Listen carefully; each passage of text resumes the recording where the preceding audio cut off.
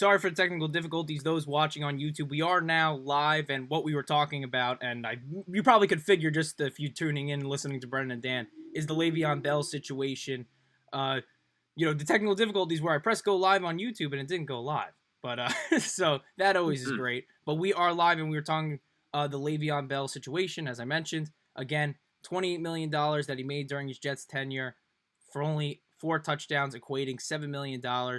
And we talked just now about how Bell has been has difficult attitude and not a difficult person, but knows what he's worth in a way, and that batted heads with Adam Gase. But I think no matter who the persona of Le'Veon Bell was, Adam Gase wants all of Mike Maccagnan's guys out. This is not Joe Douglas, who's the new GM or is the GM of the New York Jets. This is not his directive. This is solely from Adam Gase and just not wanting to use Mike Maccagnan's players. Le'Veon Bell, not a top 5 running back anymore. That's understandable. But you could definitely have found a role for him in this offense. You can't tell me otherwise. He is a great threat in the passing game. He could get you yards on the ground. He's a great he's called Mr. Hesitation because he was great at hesitating and finding holes. And that works even if your offensive line isn't stellar, and the New York Jets one is subpar at best. So the fact that this happened is more of a failure on Gase than on Maccagnan, Douglas, or on Le'Veon Bell himself. It's just Adam Gase wanting to be a control freak, and that's okay if you're Bill Belichick, you're Andy Reid, even though Andy Reid is not. If you're getting wins, you're winning Super Bowls, you're a perennial contender. Adam Gase has proved nothing in New York. Mm-hmm. Jets fans want him fired, and he has won nothing. Absolutely nothing. I don't know how he commands this much power. Obviously, he's the coach, but to drive Le'Veon Bell out of New York, I think was a mistake, and doesn't help the Jets offensively. Today, they will go in their backfield with Frank Gore and LaMichael Pirine. They'll split the carries. I know this is good for Brennan. Brennan's a huge Frank Gore guy. I love Frank Gore, yeah. I mentioned earlier in a show prior where I would love to see Frank Gore play with his son, who I believe is a freshman. FAU? Maybe? No, that's Dion's kid. Yeah. I don't know where Frank Gore's son plays, but I love Frank Gore. I mean, I draft him in my fantasy league like every year just because I love having his name on my roster. It's fun to watch a guy who's 50 years old try and run through people. I believe it's the Southern Mississippi Golden Eagles. Wow. I think that's where his son is. That's what it looks like. See, that's just research Dan at his finest right now. Yeah, that's just impressive. Type it in Frank Gore Jr. and Google that quickly. That was that was great. Now we'll shift to the New York teams and the games that they play today, and we'll start with the Jets because we were just talking about Le'Veon Bell. They're playing in Miami against the Dolphins, a matchup that does not favor them at all. The New York Jets are, I'm trying to look at the spread right now, are plus 9.5 right now to Miami. I think it's dropped down to 9 of recent times. We have the spread at 9.5. Absolutely abysmal in terms of the that line because Miami is not that good either. They are coming off a surprise victory against the San Francisco 49ers, but the Jets are just coming in with no hope. Joe Flacco's their quarterback. Frank Gore and Pirine, as we mentioned, are the running backs. And a guy I think that needs to step up for the Jets offense, and we'll fixate on the defense in a couple minutes, but Chris Herndon, he is actually talented on the Jets offense. Believe it or not, they have talent. Herndon has 12 catches this year and no touchdowns. He's got to contribute more. So I think 5 drops on the season. Don't quote me on that stat. I know the 12 is correct, but it might have been 4 or 5 drops this season already. His head's just not there. And I know it's hard for a team in which, you have no victories on the season, and there was little to no hope coming into the season of, success, really. I mean, the Jets' ceiling coming in was, I would say, 7 wins, maybe, right? I mean, now looking back, it's like, oh my God, are you kidding me? 7 wins? But I think at the time it was 7 wins. He's got to fix something, man. I mean, he is too talented not to have a touchdown, and the Jets to not use him in the offense because he's gotten less and less reps as the games continued. So he definitely needs to step up. Brennan and Dan, I know we talk about this a lot, but what's the first thing you'd fix on this New York Jets team? Well, I think the head coach is definitely something that you can fix. I think it's, there's so many problems with this team. I think that the defense is a really good place to start. That's a loaded question. Brennan, you got anything specific? Because I just think the culture in general needs to change. No, I mean I completely agree with that. I said it before. I think I said it week 1. We were doing overreactions, and I said the Jets are dead. They're never going to win another game, and they might as well fold the team. That has stood the test of time. I really think that they are still dead. They should fold the team, but they should fire Adam Gase first. They should fire him and then make the team non-existent anymore, just so we can say that he got fired by a team that no longer exists. Got it. So, hope not looking too bright for the New York Jets. Again, they play the Miami Dolphins in Miami. Underdogs by 9.5 as we have the spread in that game, 4:05 on CBS. And now we'll shift to my favorite topic, the winless New York Giants. The New York Giants could be, this is the main word, could be 3-2. In 3 games this season, they lost by 1 possession, and Daniel Jones and the offense had the ball, needing a score, under 2 minutes left. Could have done it 3 times. 0 for 3. And a great Bill Parcells quote is, "You are what you are." Pretty basic, but the Giants, are an 0-5 team. They are. You can't play well for 3 quarters, especially versus Dallas. This was a testament to it. You can't play strong for 3 quarters and then not show up in the 4th. Your defense can't be strong in the first half and then let Andy Dalton drive down the field in the 4th quarter to end the game. You have to play a full 4 quarters if you want to win in the NFL. I just keep forgetting that Andy Dalton is starting for the Cowboys. I think that's hilarious. Yes, Red Thunder is America's QB. No, but Dan, you're a second favorite quarterback, right? Yes, he is. He should be in the Bills Hall of Fame for sure, making us playoffs back in the day. He shouldn't have been a quarterback that beat the Giants, but that's what happened last week. Okay, they lost 37-34, and again in a winnable game, in which Jones played solid, but made a fumbled the ball, and that was returned to the house, a scoop and score. It can't happen if you're the New York Giants. Now, there's optimism. Not so much that the Giants are playing better. I mean, the rush game did improve from last week. Still dead last in rushing, though, if you're wondering. But they're playing the Washington football team. The Washington football team is as abysmal as the New York Giants. It's great. You know who's the worst rushing team? I just said the New York Giants. You know who's 31st in rushing? The Washington football team. You know who's starting Kyle Allen today? Washington football team. Okay? Kyle Allen. And their backup's Alex Smith. And I love Alex Smith. I love the story. He's not the same Alex Smith.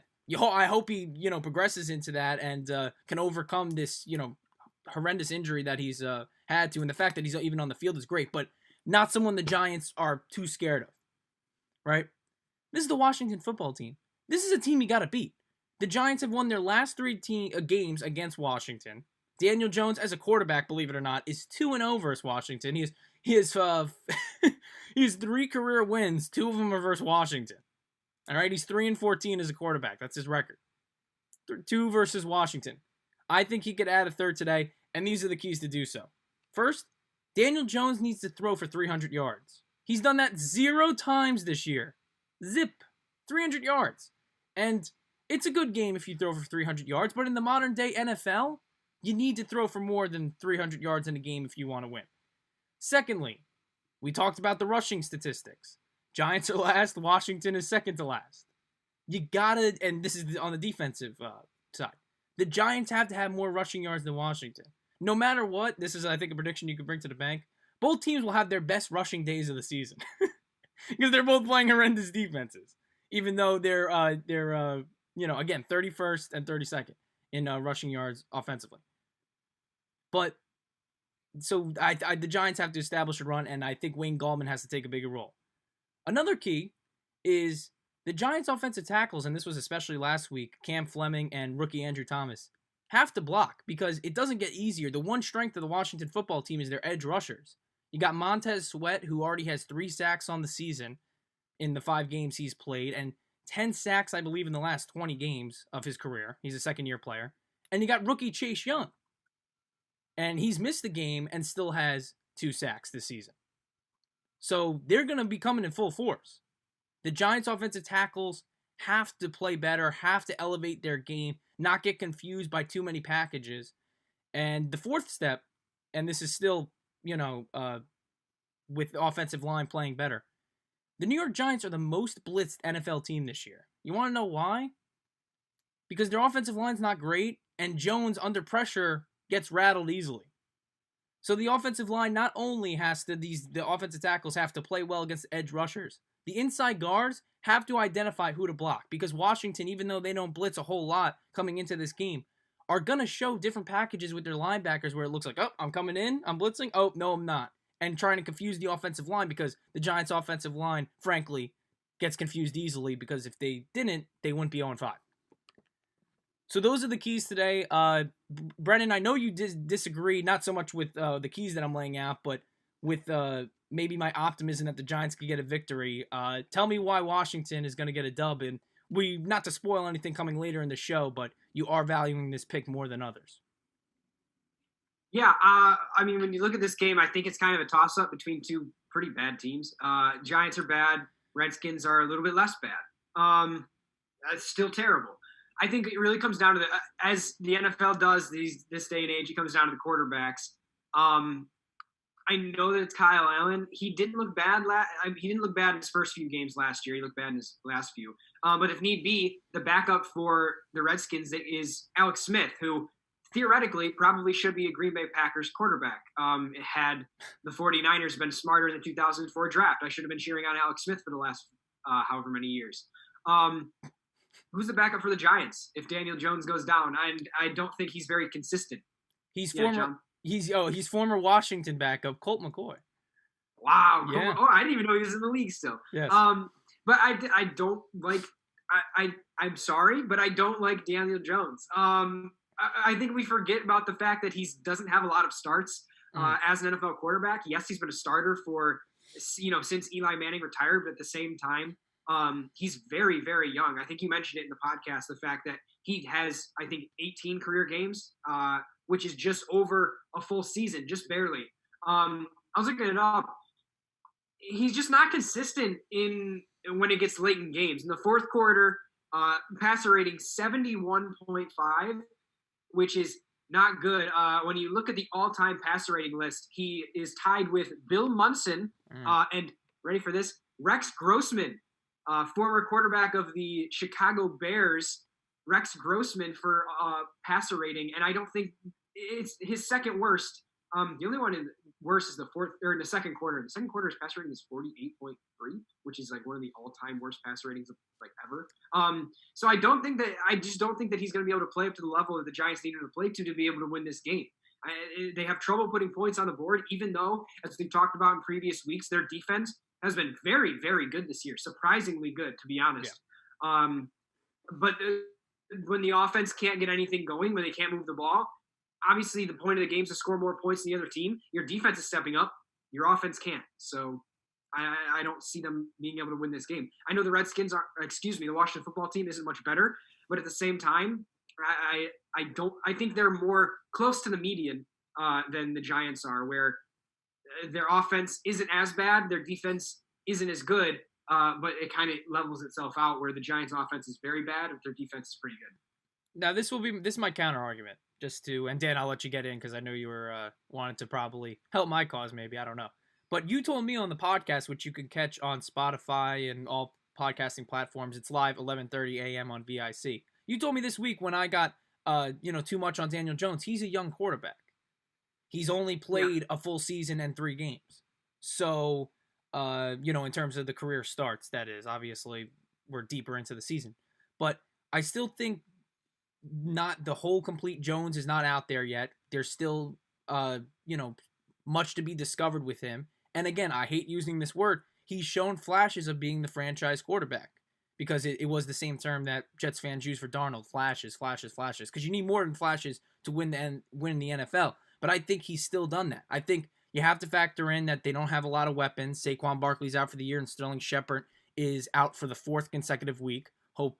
Hopefully he comes back next week. That's what the Giants reporters have been indicating. But I think it's just too, the jury's still out on Jones in a way. I think I know it's agree. I would tend to agree. I do agree that he's a young quarterback. Yeah. But you can't look at him as a young quarterback because the Giants don't look at him as a young quarterback. They look at him as their franchise guy. So that's how you have to frame it up, like in your mind as well. Like they don't have a backup plan. Like as you mentioned, not solid defense or not solid behind him as far at the quarterback position, and they have him up on a pedestal as their guy for the next few years. So when you look at it, that's kind of how you have to put it in that lens where, yes, he is a young guy and you would love to be able to look at him like that. But the Giants are saying this is the guy that's going to lead us for the next however many years without a real contingency plan after that. So I mean, you have to kind of go along with the confidence that the Giants are putting in him as an organization. Yeah. Well, one thing, the backup plan is Trevor Lawrence, by the way. I hope I don't want that to be the backup plan, but just saying. But yeah, believe me, I said on the podcast, I want Jones to perform better, but I maybe not altered my view since that podcast, since it was recorded yesterday. But, again, you have to factor in how, just the offense around him is. The offensive line's still bad. He needs to play better. I've said this. He needs to play, finish quarters out. And you brought up the most relevant stat. He's a good quarterback through 3 quarters, and then the 4th comes, and this season especially, has not performed. Dan, do you want to get in and maybe help my cause or jump in on this? Well, I said in the podcast I would take the Giants because I don't know if there's going to be a team that's going to go 0-16 this year. I think they're going to win a game, and I think that they can win against the Washington football team. I was so curious. I looked up just some Kyle Allen stats. I mean, a 62.3% career passer. He hasn't played a lot of games. 6-8-0 in his career. So I don't know. I think honestly this game could go either way, and my door is now open. Oh, my cat just walked into my room. Very nice. That was really weird. Anyway, yeah, I think that this game really could go either way. As far as Daniel Jones goes, I mean, just to bring up my Billsness again, I remember when Josh Allen was still coming up, I was like, as long as he gets better, I will be happy. So, and that was, a few years ago, the first 2 years for the Bills. So, I think as long as Daniel Jones can continue to get better as well, he'll be all right, and the team will be all right. It's a good transition. We're going away from the Giants and Jets to actually a successful New York football team. There is one that exists, and it's the Buffalo Bills. And the Bills don't play today, but they do play tomorrow against the Kansas City Chiefs. Dan will be the biggest test of the Buffalo Bills season as he's looking around. I think trying to find... looking for my... Yeah. Yeah, I'm looking for my Bills Blue Jays hat. I can't find it. I have a Stallions hat. I'm a summer baseball team, but I don't have any. I gotta look around for one. Anyway, the Bills. What were you saying about the Bills? Yeah. No, yes. The toughest test of their season will be on Monday against the Kansas City Chiefs. They are coming off a loss. They started 4-0, coming off a loss against Tennessee where they did not look good under the Tuesday night lights. And Brennan, we'll start with you just because Dan's still fidgeting for this hat. Not to again spoil the picks, but this one. Oh, there you go. This one's pretty good too. All right. All right, Dan. Talk about the team on your hat for me. Why? You're picking them. Now again, not to spoil the picks, but we pick our teams. Why do you think they have a chance against Patrick Mahomes and the Kansas City Chiefs? Well, a little history lesson, kids. Ever since the early days of the Nick Friend show that premiered on VIC Radio a few years ago, I decided to take the Bills in every single game that they played. And for a long time, that was a really, really terrible idea. But now it's not such a bad idea because they're actually winning some games. I think the Buffalo can win against Kansas City. Again, I don't know if they will. I said it last week against Tennessee. It didn't work out so well. Defense really did not play well last week. And I don't want to make any excuses for the team. They did not play well and they lost the game. It was such a weird week, though, with the Tuesday and the COVID thing. But still, I don't want to make any excuses for them. They did not win the game. I won't be worried about the defense until they do bad against Kansas City. If they don't show up again, then I'll be a little concerned about that. But I think Buffalo has the offensive firepower, and if the defense can figure it out, I think they can beat the Chiefs. And to keep myself consistent since the early days of the Nick Friend show, I'm going to take Buffalo. Nice. And you hear the reasoning around this pick. Not much in X's and O's, but no. Dan wearing the Buffalo hat. And now we'll transition away from football. We'll obviously get to it as we get closer to NFL Week 6 kickoff. But there was some, I think, underrated news just because there's still postseason baseball going on. But the New York Yankees had their, what I deem the postmortem presser that was on Wednesday, and Aaron Boone, the Yankees manager, and Yankees general manager Brian Cashman stepped to the podium and talked to media via Zoom.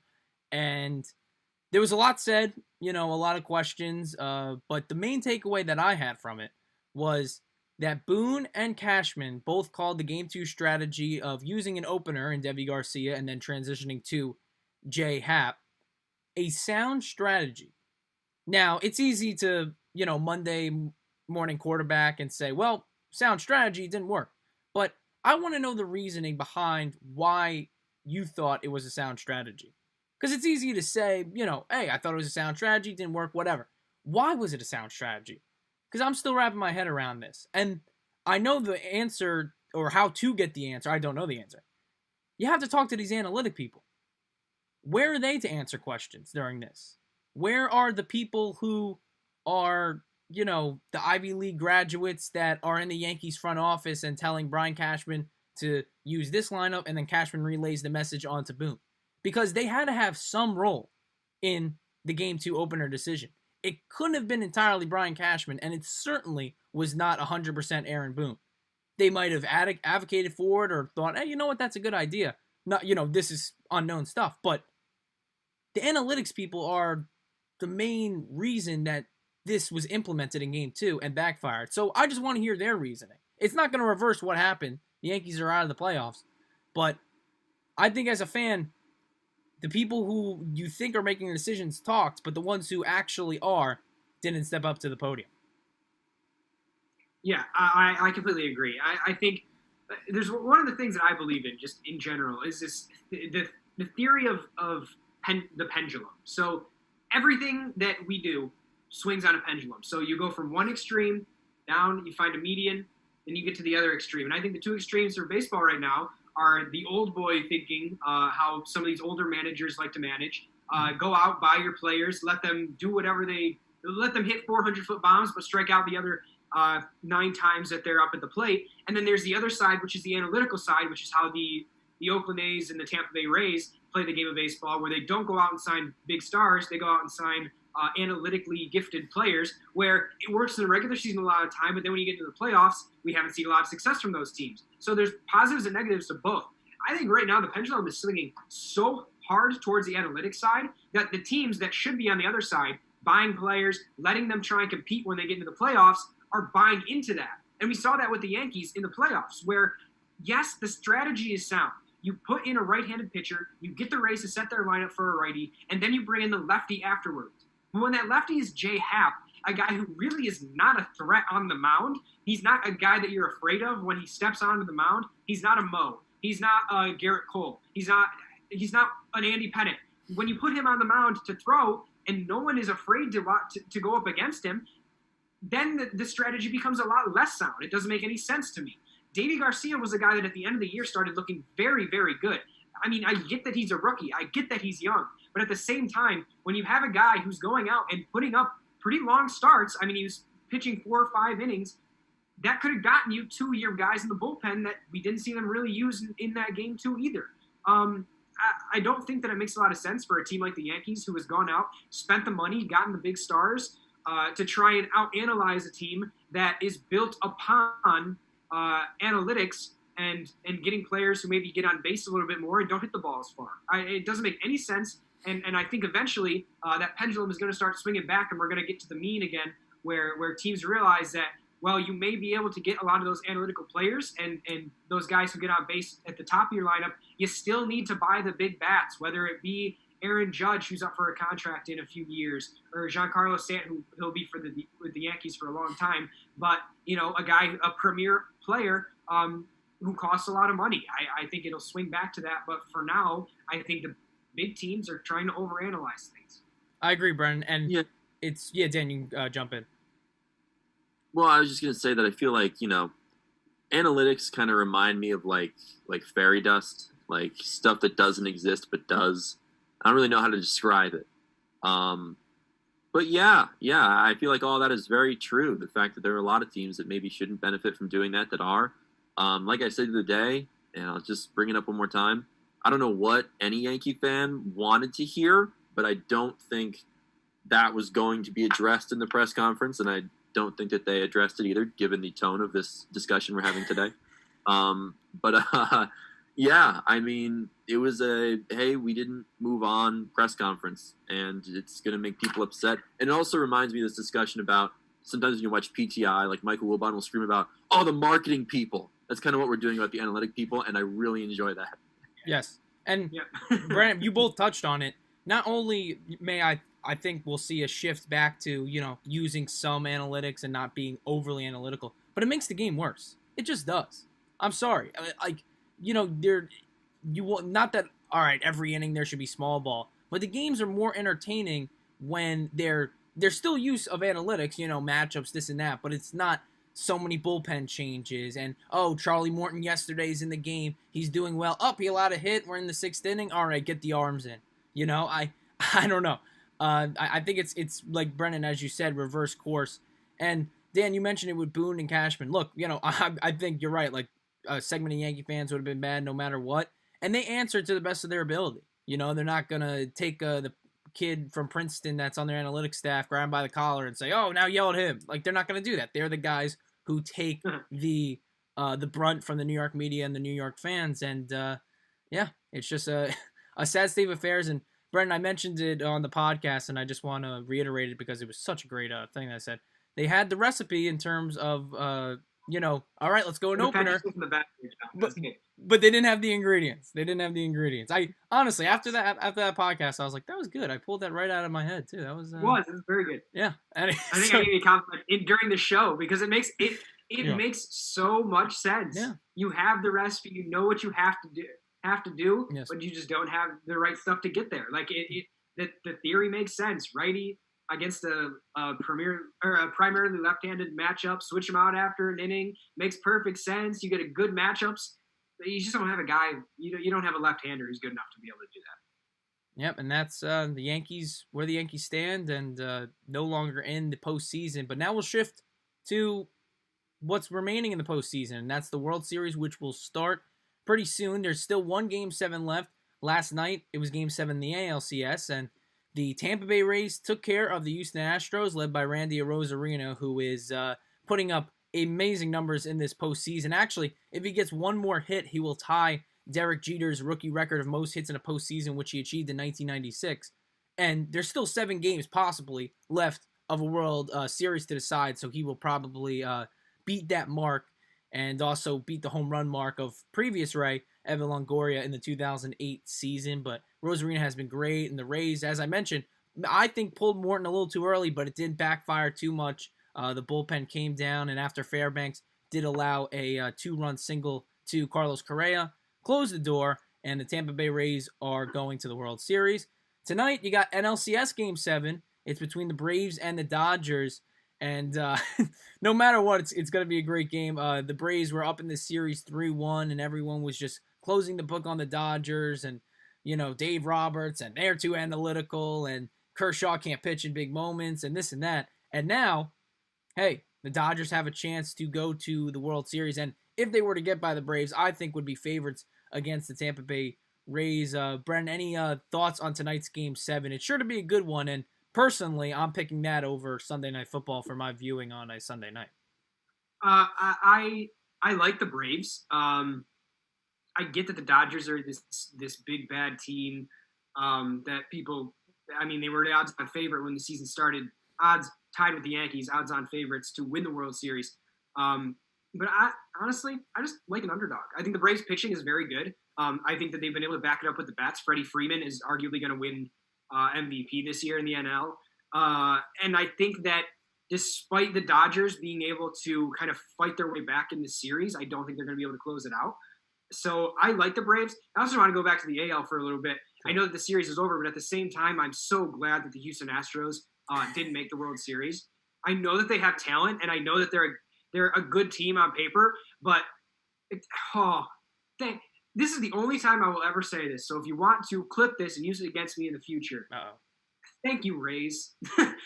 Thank you, Rays, for beating the Houston Astros and not letting them get back to a World Series, because I can't imagine how insufferable Houston fans would be had the Astros actually made the World Series after, not getting punished for minor punishments for being the biggest cheaters, arguably in the history of the game, save for maybe the 1919 Black Sox.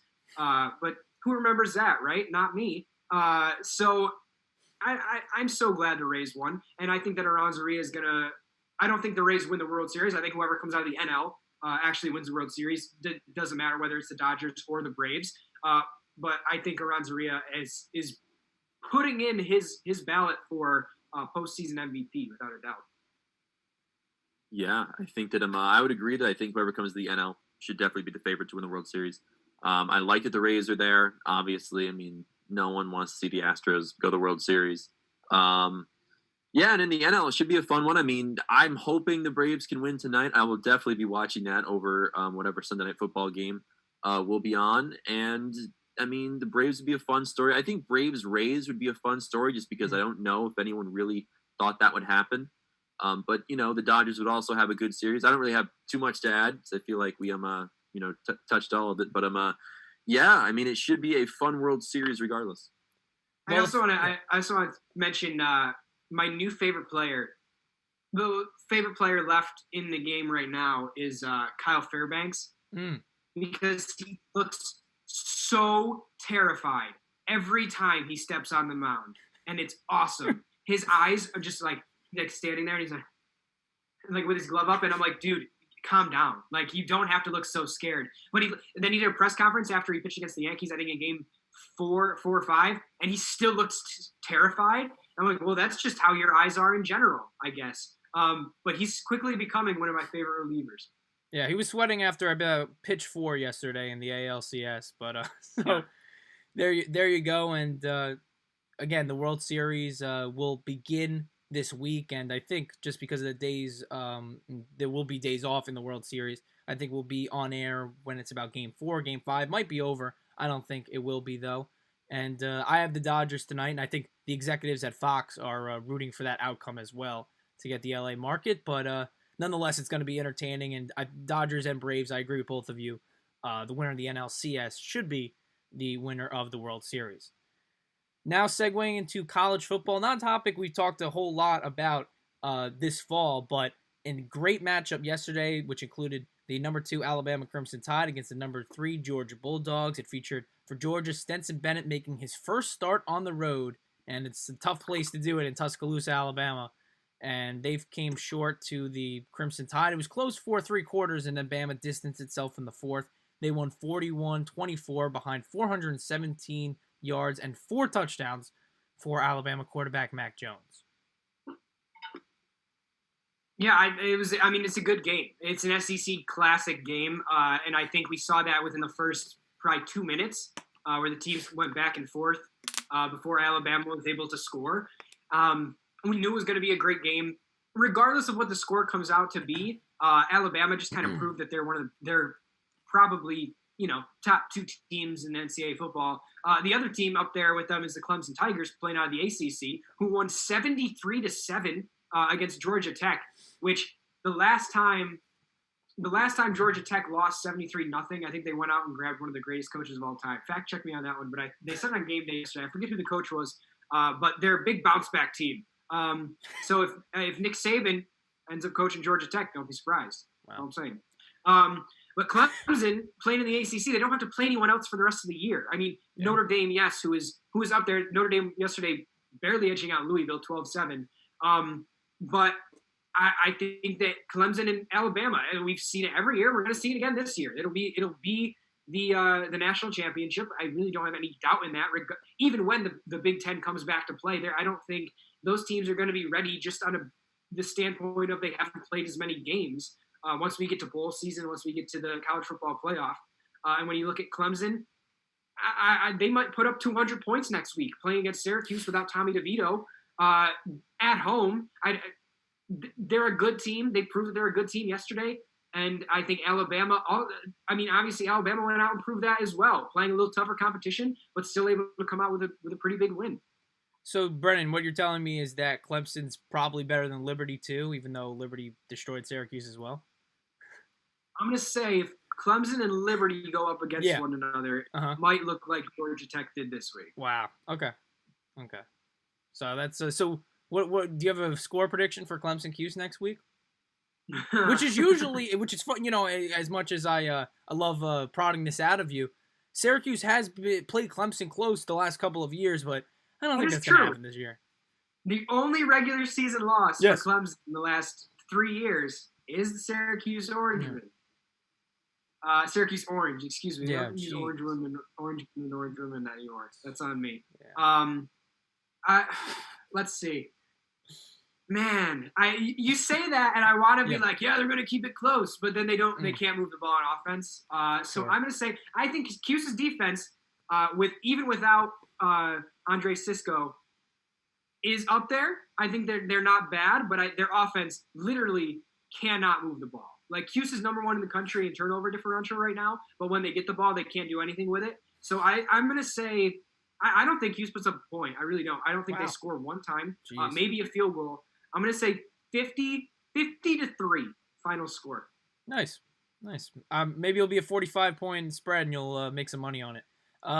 Anyway, we'll transition into our newer segment, I should say, and that is our MVPs of the week. And this is the MVP show, Miller, Vicari, and Passante, leading you up until NFL Week 6 right now. And our MVPs can range from people in the world of sports, pop culture, news, entertainment. It's who we thought had a good week. And I'll start. I think this was a really good story. I saw this in today's New York Post, and that is that Doug Kelly, from a person who brought it to the New York Post reporter's attention named Doug Kelly, but the San Jose Sharks drafted Ozzie Wiesbalt with the 31st and final first-round pick for the draft, right?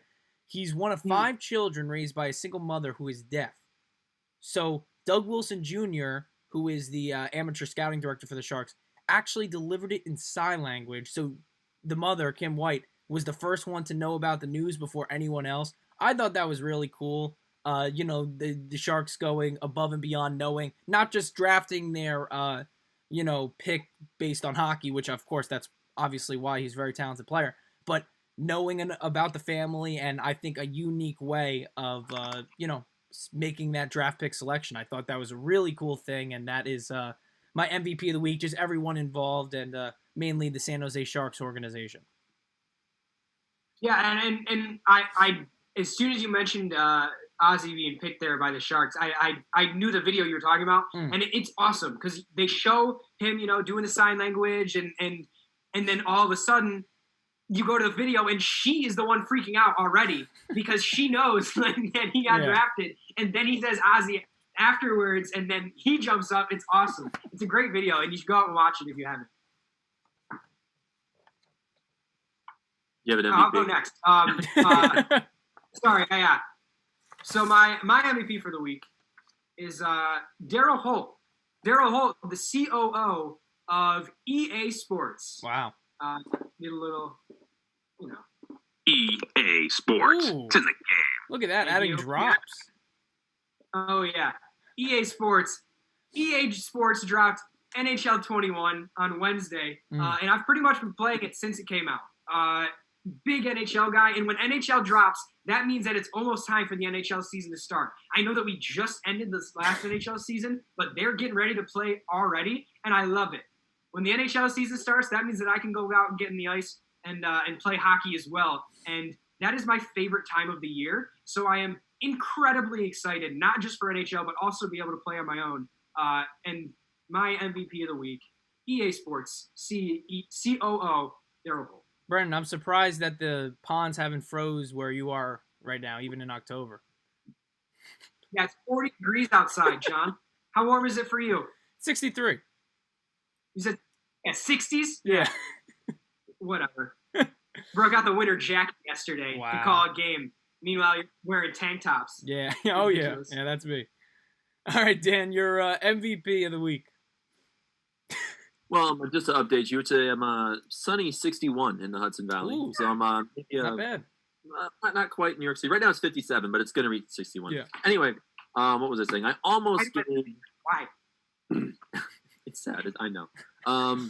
What was I going to say? I almost gave a satirical MVP of the week to Nick Saban for not having the coronavirus because, they continue to put these players at risk and travel around the country, and they act like they're safe by having these tests. I'm happy that he didn't have it and that he didn't spread it. But that's not my MVP of the week. You don't get an MVP for not having the coronavirus. Instead, people who actually didn't was the NBA. They successfully finished out their season. The Los Angeles Lakers won a championship. LeBron James got his 4th. That's what everyone's talking about. Ended up beating the Miami Heat in 6 games a week ago, actually. Yeah. So it's kind of old news at this point. But everyone involved in the NBA, by knowing the resources they had going down to Florida and able to successfully create a bubble and finish their season, for that reason, those people get my MVP for consistently providing us with NBA basketball. There you go. Those are MVPs of the week. And now, 15 minutes before kickoff in NFL Week 6, we'll shift into some NFL news and updates. Brennan, is there anything that you can provide for this NFL Week 6? I believe there's a couple questionables for the New York Giants, that being Dexter Lawrence, and I believe a linebacker. I'm trying to blanking on the name, but Dexter Lawrence is questionable. Oh, and Slayton, but Slayton is active. I'm sorry, the receiver, Darius Slayton, is active for the New York Giants. Lawrence, I believe, is still questionable. Haven't heard anything on that. But, Brennan, is there updates you could provide us for NFL Week 6 for fantasy owners and, fans of teams alike? Yeah, some actives and inactives. Active, both for the Cleveland Browns, Odell Beckham and Baker Mayfield, both active. DJ Chark for the Jaguars. Drew Lock finally coming back for the Denver Broncos, so maybe getting a little more consistent play there. Darius Slay is active. Julian Edelman is active, and as you mentioned, Darius Slayton will go today. Some inactives on tape. Curtis Samuel. Dan, I'm sorry to say Josh Allen is inactive this week. Actually, it's a Jacksonville one, so you're good. And Darius Leonard is also inactive for the Colts, so a hole in the middle of that Colts defense as well, as they lose the all-pro Darius Leonard. But other than that, that's all I got. Yep. For the Giants, the linebacker I was thinking of was Lorenzo Carter, but he's out for the year. But Adrian Colbert, who was a free safety, who you might remember from last week versus the Dallas Cowboys, hit CeeDee Lamb helmet-to-helmet twice. Nice. He is inactive today, maybe still ringing from those hits. But Dexter Lawrence, the defensive tackle for the New York Giants, is active, along with the aforementioned Darius Slayton. So 2 huge pieces for the New York Giants, because Lawrence is going to be huge in terms of stopping the run game for Washington, which, he's done well over the last couple weeks and should do at an even higher rate today, since the Washington, as I mentioned, 31st in rushing yards.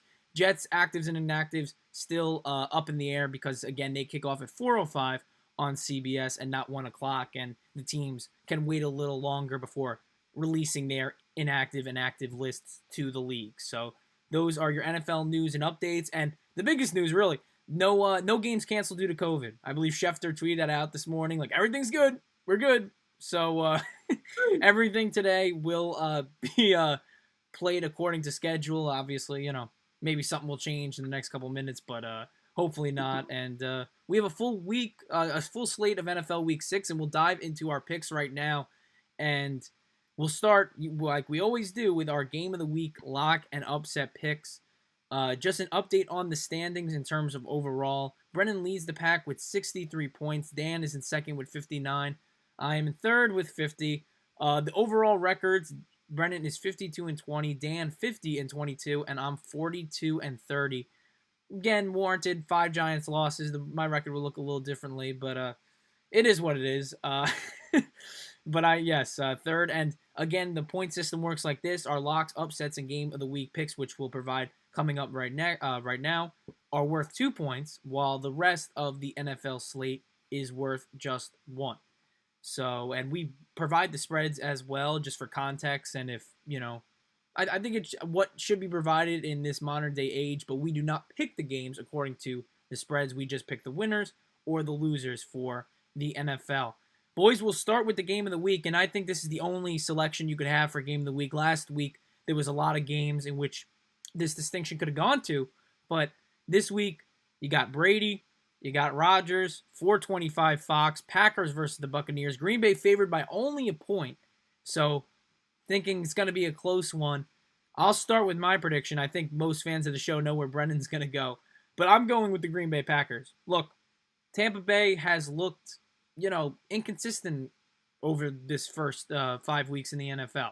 There's flashes of Brady just playing well, and then flashes of Brady not knowing what down it is, and looking at the sideline being like, 4?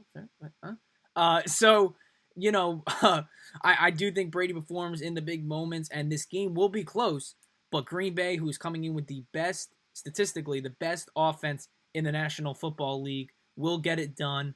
And the game is in Tampa Bay, so, none of that. I mean, not snow in Green Bay, but it's not necessarily a cold one. Definitely good conditions for throwing the ball. And I had the Green Bay Packers for my game of the week pick. I also have Green Bay this week. I think that they've looked a lot better than the Buccaneers. Fun fact: did you know Rob Gronkowski's still on the Bucs? Yes. Like, he hasn't done anything. I just looked it up. Wow. I was like, wait a minute, is he just leave and I didn't know about it? No, he had 3 catches last week for 52 yards. We're not in Kansas anymore. We're not in New England anymore. For Gronkowski and Brady, and I think that's showing so far this season to, I think, everyone's happiness. The fact that they are not doing so well, except for maybe a few Patriot fans. I think Green Bay is definitely going to win this game. God, I love hearing that from you too. It's awesome, especially John dropping the #1 offense in the NFL. Ooh, Aaron Rodgers. We've heard it before. He's a bad man. Thank you, Stephen A. He's ridiculous. He's looking at MVP votes right now. If he continues to play at this level, probably maybe first or second MVP voting. Obviously, Russell Wilson is up there as well. But the Green Bay Packers are they're too good. I don't think that the Bucs have shown a lot of consistency. And this week they're playing with, I think all 3 of their top wide receivers are either playing with injuries or are injured and out. So I don't really see why this game is only 1 point, to be honest. I think the Packers are gonna win pretty easily. The last time they had to play a team that really was going to give them some stress was the Saints, and they came out and won that one. Were in control the entire time. I don't see anything different here. I think Aaron Rodgers puts the game away in the first half, and then just kind of puts it in cruise control for the rest. Yeah, now we'll go to our locks again with the Packers. All 3 of us agreeing in our game of the week records. Brennan and I are 4-1, and Dan is 3-2. We'll go to the locks now, and this has been my weakness of this NFL season. I have the Tennessee Titans as my lock of the week. They're playing the Houston Texans, and Tennessee is favored by 3.5. Look, Tennessee looks really good last week versus the Buffalo Bills, who I think are a better team than the Houston Texans, and got it done. Now, Houston is known for their run defense. They got J.J. Watt. But I think that Tennessee has enough to get it done, and it's surprising because Houston was my lock last week, picking against them this week. But I think Tennessee is too much. I think 3.5 is, I think it's going to be maybe a double-digit win for the Tennessee Titans. Maybe I'm crazy, but that is my lock of the week. I just think Derrick Henry will be too much for Houston. And until Watson and the Houston offense could put up a lot of points on a consistent basis, which I know their schedule's been tough, but they haven't done so, I can't pick them this week against the Tennessee Titans. Brennan, your lock of the week. My lock of the week, I got off the sheet there for a second. My lock of the week is the Arizona Cardinals. They're playing the Dallas Cowboys on Monday Night Football, and I don't think the Cowboys, their offense was the strong suit for that team, and now they're playing without the guy who's leading the league in passing yards. So I don't think they're going to be very good. The defense, as I mentioned in the past 2 weeks, couldn't stop anything. I mean, if you threw a feather at them, it might get past. It really might. So I don't think the Dallas Cowboys are a good team. I think that the Cardinals offense, that air raid style, let Kyler run if he needs to kind of offense, is going to be able to pick up a lot of yards. So my lock of the week, the Arizona Cardinals on Monday night over the Dallas Cowboys. Dan, your lock of the week.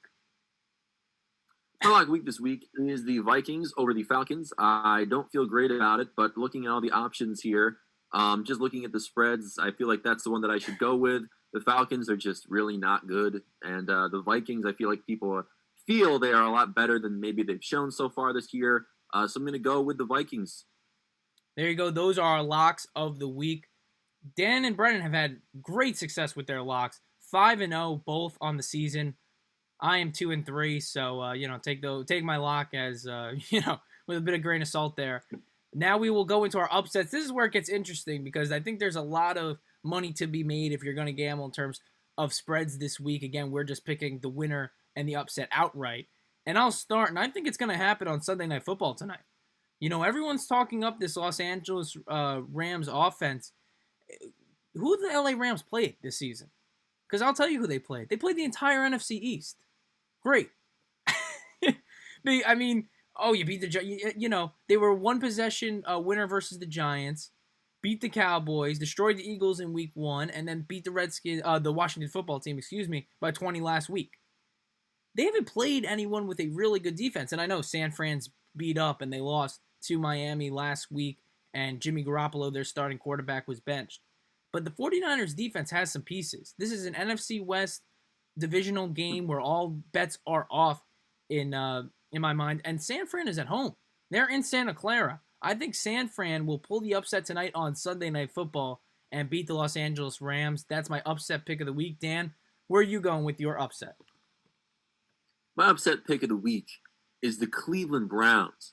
If you are still sleeping on the Cleveland Browns, then this is your wake-up call, America. This team is playing so well. They won again last week. Pittsburgh is favored by 3.5. It's in Pittsburgh, but who knows if that matters these days. I feel like the Browns are on a roll, and I love to see that they're actually winning games now, and I feel like they're going to win this Sunday. I'm going with the Washington football team. We mentioned it prior. I think it's, as Dan likes to say, the Cartoon Network game of the week between Washington and the Giants. And they're both bad. Coin flip. I'm going with Washington. Gave you the reasons earlier. Go back and listen if you need them. Brendan, that hurts. But yes, those are our upset picks. I really do. I really do feel bad.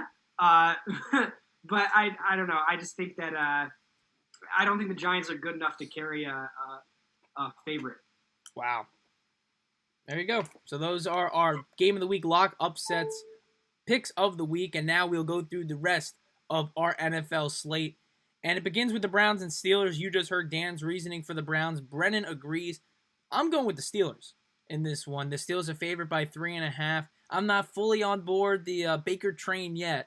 I think Pittsburgh, even though, again, I would say a weak schedule, I think they will have enough in what will be, I think, a very defensive game between these two teams. And I have the Pittsburgh Steelers. Next game up. That's going to be me. The next game, Ravens versus Eagles. Baltimore is favored by 9 points, and all of us agree with that. All three of us taking the Ravens over, a weak NFC East opponent in the Eagles. Next, we got Texans, Titans in Tennessee. Tennessee favored by 3.5. All three of us got the Titans across the board. Broncos versus Patriots is next, and we have Patriots across the board, favored by 9.5. Denver has not looked great this season. I believe their only win coming against the New York Jets, so there you go. The Cam Newton and Bill Belichick will get it done, and get it done convincingly, will they, against the Broncos? Keep the streak going here, Falcons versus Vikings. All three of us taking the Vikings at -4. It's Dan's lock of the week. I just don't think the Falcons are very good. Doesn't really play into the fact that the Vikings can do anything with the ball either, but Falcons are even worse. Yeah, Dan, I'll take this next game, Giants versus the Washington football team, and it's an interesting one, right? You got the the worst rushing attack versus the second worst rushing attack. You've got two teams that have a combined 1 win. It'll be MetLife Stadium. We've already talked about the conditions, 60 degrees and sunny for this game. It's at MetLife. It's a game the Giants need to take. It's a game that Daniel Jones needs to play well in the fourth quarter to win. It's going to be a close one because it always is. The Giants have been in 3 one-possession games this season, are 0-3. I think they break that streak this week. They get it done in a close one, but the Giants come out on top. Dan agrees, and Brendan has already mentioned that Washington is his upset pick of the week. Dan, next game.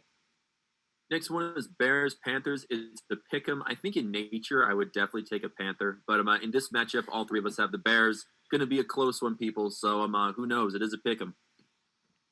I'll take this next one, Lions versus Jags. Lions and my boy Matt Patricia favored by 3.5, but only one of us picked him, and that's John. Dan and I both going with the Jaguars.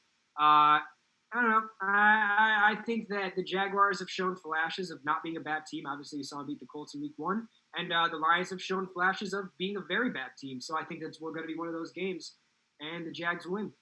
Bengals Colts is up next, and the Colts are favored by 9.5 in this one, and we have the Colts across the board, but I think the Bengals will keep it closer than that 9.5 indicates. Joe Burrow will battle but come up short like the Bengals have done this season. We have Colts. All three of us have Indy. The next game is Dolphins-Jets. All three of us have the Dolphins. Just go to the next one. Yeah, it's the first time that the Dolphins are favored in a game since December of 2018. Oh, that's so it's been a while. Yeah, next one, Packers-Bucks. We already talked about it. All three of us taking the Packers in this one. Green Bay favored by 1 point on the road, and I think, as I mentioned, Aaron Rodgers is going to lead this team. I don't think it's going to be 1 point. I think it's going to be Packers pretty easily. Next one, Sunday Night Football, Rams 49ers. We've talked about it. I have the 49ers as my upset. Dan has the 49ers as well, just not with his upset pick. And Brennan is going with the favorite in the Rams. Dan, your team, Chiefs vs. Bills, Monday night at 5. Monday at 5, the Chefs and the Bills. I have the Bills. You two have the Chefs. It should be a close game for sure. The Chefs are not a bad pick, but I'm going to take Buffalo. Really could go either way. Another one. Casey only favored by 5. And our last game, the other Monday night game, Cardinals versus Cowboys. I mentioned it earlier. It's my lock of the week. Cardinals going to beat the Cowboys. Dan agrees with me, but John, on the other side of the coin, picking the Cowboys, that might be why he's in last place. Wow. A shot at the end. Thank you, Brennan. And those who tuned in today, thank you for watching. The technical difficulties on the end, in the beginning, were not your fault. They were my fault. Don't worry about them. Not going to be there next week. It was something with my computer, but we are good. And we gave most of the show, but if you want to hear our thoughts on Le'Veon Bell, you could check out our podcast. It's available on Spotify, Google Podcasts. You look under VIC Presents Weekend Sports Talk. There's a lot of shows there. You should give all of them a listen, but definitely the MVP show. Thank you for tuning in. This has been for Brennan Miller, Dan Passante, I'm John Vicari. This has been the MVP show for October 18th, 2020.